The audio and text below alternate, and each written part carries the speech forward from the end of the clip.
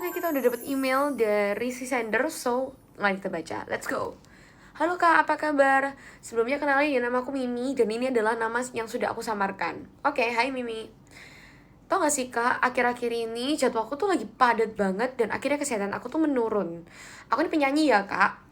Nah, aku tuh akhirnya mutusin buat pakai aplikasi layanan profesional kesehatan yang lagi rame dipakai di Indonesia. Nah, harapannya aku tuh biar bisa praktis dan juga bisa langsung dapat penanganan. Tapi Kak, ternyata pas lagi sesi konsultasi, si oknum pemberi jasa alias si dokter ini tuh malah gak fokus sama keluhan aku.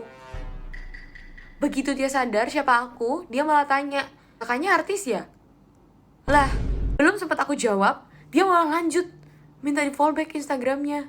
Lah, maksud aku bener-bener ngerasa privasi aku sudah dilanggar Kak. Dan dia tuh gak ngehargain aku sebagai pasien yang lagi butuh bantuan profesional. Bukannya dapat solusi, aku malah ngerasa dijadiin objek buat kepentingan pribadi dia. Akhirnya aku post keresahan aku di sosial media yang bikin orang lain itu supaya gak ngalamin hal yang sama. Menurut kakak, sebenarnya sistem layanannya yang longgar atau emang orangnya aja yang gak punya etika? Jujur aku kecewa banget sih sama aplikasinya, karena sampai sekarang dia juga tidak memberikan klarifikasi untuk terkait masalah ini. Ditunggu balasannya ya Kak, aku butuh perspektif kakak. Terima kasih Mimi. Kalau aku baca dari kasusnya ya, sebenarnya menarik banget sih kalau misalnya kita bedah dengan kacamata ilmu komunikasi. Spesifiknya tuh lebih ke teori atribusi. Buat teman-teman yang belum tahu teori atribusi itu apa, nih aku jelasin ya. Jadi menurut Fritz Heider, atribusi ini adalah gimana kita sebagai manusia itu mencari dalam tanda kutip biang kerok atau penyebab dari suatu peristiwa. Intinya secara psikologis itu kita tuh selalu pengen tahu kayak ini tuh sebenarnya salah siapa sih? Kita terapin dalam kasusnya si sender. Di tahap awal pas denger cerita itu pasti otak kita tuh langsung otomatis ngelakuin yang namanya atribusi internal. Dimana atribusi internal itu kita tuh langsung nyalahin ke karakter atau sifat bawaan si dokter ini sendiri.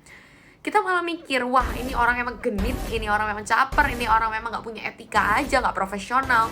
Jadi murni banget kita tuh membahas tentang kesalahan si dokter atau si individu ini. Tapi coba kita perhatiin dari patternnya netizen juga waktu kasusnya ini lagi meledak-ledak. Waktu si sender post di akun Instagramnya, lama-lama polanya tuh bakal berubah. Terjadi pergeseran dari atribusi internal ke atribusi eksternal, dimana akhirnya si publik ini gak cuma nyalain oknumnya doang atau si dokter ini, tapi dia mulai nyerang sistem memberi pelayanannya juga alias si aplikasi ini. Ya karena netizen bakal mikir logis, kayak kok bisa sih orang kayak gini tuh lolos di kerjaan publik sebesar ini, di layanan sebesar ini.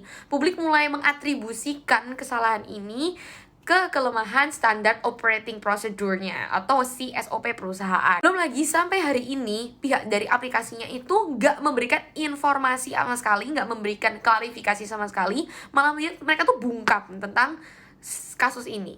Nah, sikap bungkam dari si organisasi ini tuh justru malah membuat bahaya, karena nggak adanya respon resmi ini itu bakal bikin publik itu ngisi ruang kosong informasi dengan asumsi mereka sendiri. Publik malah jadi yakin dengan asumsi mereka kalau semisal ini tuh bukan sekedar ulah dari si oknumnya atau dari si dokternya sendiri, tapi juga karena ada pembiaran dan juga kegagalan sistem dari aplikasi itu sendiri. Kesimpulannya kalau misalnya kita bedah dari kasus si sender ini, dalam industri layanan publik digital, ketidakprofesionalan satu orang aja itu bisa membuat semuanya jadi masalah itu besar dan gak akan berhenti cuma di satu individu aja. Dari teori atribusi kita bisa belajar kalau semisal kesalahan yang dibiarkan tanpa krisis manajemen yang baik itu akan menggeser menjadi kesalahan sistemik di mata publik.